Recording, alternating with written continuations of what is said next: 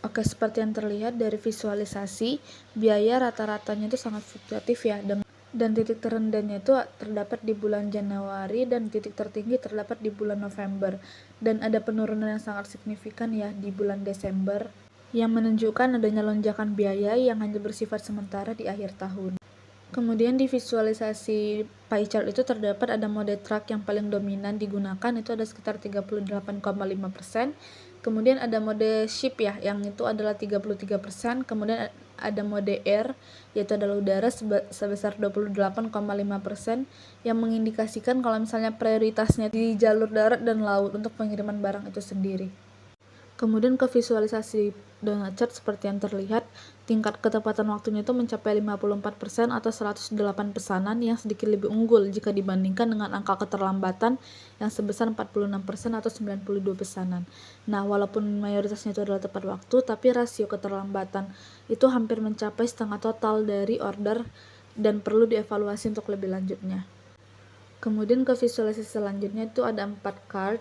Nah, bisa terlihat ya kalau misalnya operasional logistiknya itu mencatat ada sebanyak 200 pesanan yang rata-rata waktunya itu ada 7,38 hari, dan biayanya itu sekitar 2,52.000 per ordernya.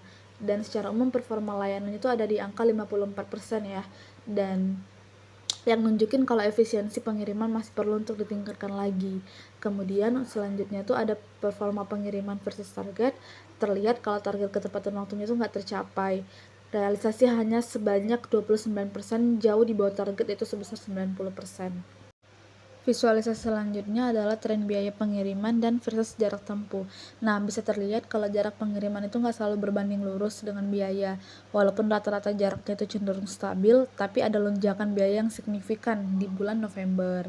Nah, kemudian hal ini juga nunjukin adanya faktor eksternal lain, seperti jarak tempuh, volume pesanan, atau yang lainnya. Kemudian untuk korelasi biaya operasional dan durasi kirim, bisa terlihat kalau biaya yang lebih tinggi itu nggak menjamin ya pengirimannya itu menjadi lebih cepat. Contohnya terlihat di bulan Oktober kalau waktu pengirimannya itu mencapai puncak atau yang paling lambat, dan saat biayanya itu relatif stabil. Tapi di bulan November itu kenaikan biaya drastis dibarengi dengan penurunan durasi kirim. Ini tuh mengindikasikan kalau penggunaan layanan ekspres atau prioritas itu tuh memangkas waktu tunggu itu sendiri.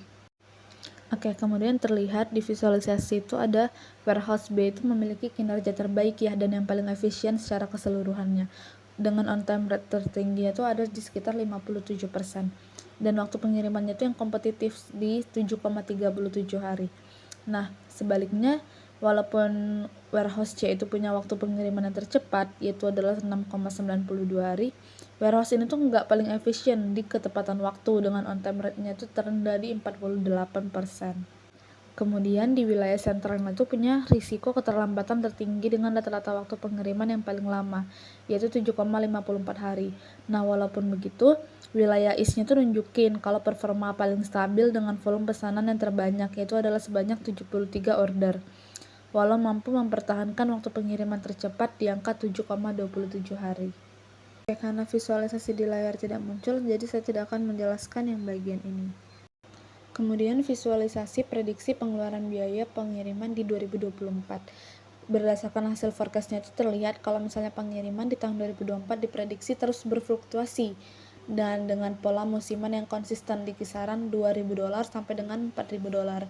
Walaupun nggak terlihat kenaikan jangka panjang yang ekstrim, area abu-abu atau rentang ketidakpastiannya itu tuh melebar, nunjukin kalau misalnya ada risiko variasi biaya yang lebih tinggi di akhir tahun 2024. Oke, terlihat di visualisasi ya, walaupun pengirimannya tepat waktu dengan performa terbaiknya itu ada di wilayah sentral, tapi indikator kepuasan pelanggan itu ada di berwarna merah, yang mungkin menandakan adanya ekspektasi pelanggan yang lebih tinggi atau masalah lain di luar waktu kirim. Kemudian untuk di wilayah East-nya itu nunjukin kalau performanya itu paling mengkhawatirkan, baik itu di pengiriman yang tepat waktu ataupun yang terlambat. Keduanya itu punya indikator kepuasan pelanggan yang berwarna merah, ada di 117 dan 124. Ini nandain kalau masalah sistemik ada di layanan di wilayah timur.